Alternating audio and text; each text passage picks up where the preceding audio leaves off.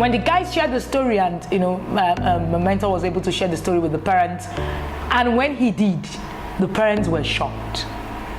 Now, forced obedience will only not get you a lack of connection. It can also make your child do the wrong things just because they want to please you. So we want our children to develop a lasting sense of morality and responsibility by giving a choice and a voice in the process of becoming that person that you want them to become.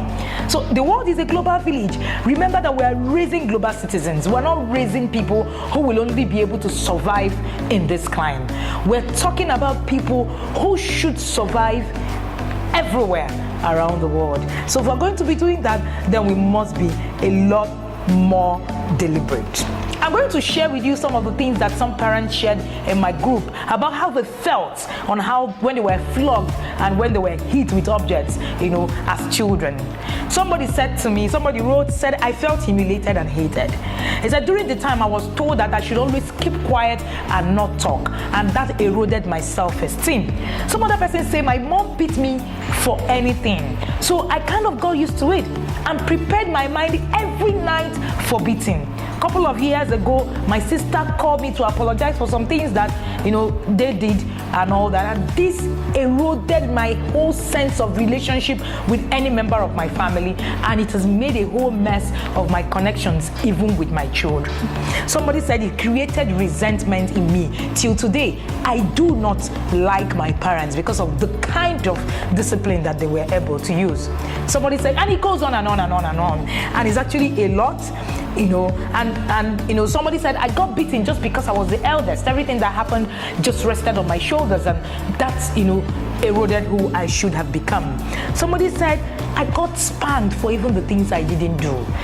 And the story goes on and on and on and on. I shared a lot of these stories in my new book, The Discipline That Works. By the way, did I tell you that The Discipline That Works have sold 1,000 copies in 1 month? Yes, that's how best-selling my books are. All right, so today, like I said, we're going to be looking at what discipline is not.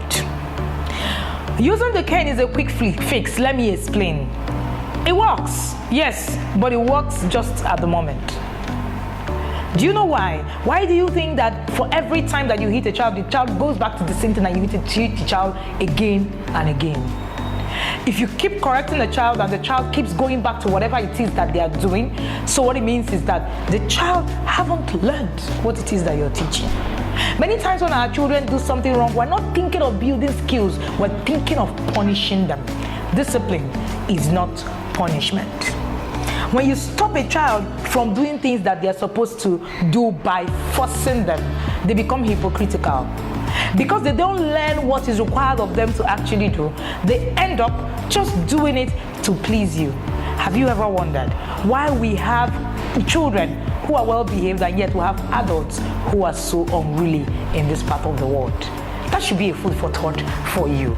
So it's important that you are actually teaching your child and not just hitting them just out of your own lack of control of emotions. There was something praised for the foremost family therapist in Nigeria shared about when you should hit your child. He said there are 7 things you must consider for you to hit your child. I shared that in The Discipline That Works as well. You could also check that out.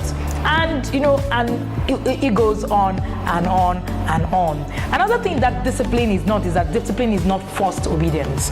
I shared already how my son, and we went somewhere and I was trying to force him to do something, and then he found out that no, what I was forcing him to do wasn't the right thing. So it's not about what you say, it is actually about the values. When you build value systems for your children, morality should be something that the child finds easy to do and not something that the child is forced to obey. So it is not just about you. Sometimes you're not right. I always say that parents are not infallible. You must understand that. So you must understand that and come from that point where you tell yourself, I also make mistakes. Recently, I was telling a group of parents in our online coaching class, and I said, sometimes I do stuff and my children say, this thing you did wasn't actually right. and I am humble enough to take correction. Do you know what that has done for me on my journey? It has made my children understand that even when they make mistakes, they can come to me.